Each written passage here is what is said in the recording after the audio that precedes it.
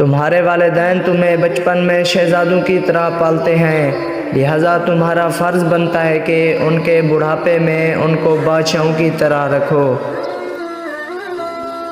کبھی اپنی زبان سے کسی کے عیب بیان نہ کرو، کیونکہ عیب تم میں بھی ہے اور زبان لوگوں کی بھی ہے۔ گھر میں غصہ ہونا گویا اسے ویران کرنا ہے۔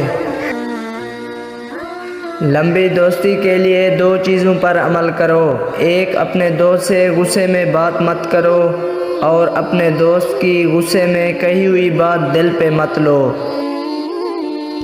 دوست کی غلطی ریت پر لکھو تاکہ پانی اسے مٹا دے، اور دوست کے احساس پتھر پر لکھو تاکہ کوئی اسے مٹا نہ سکے۔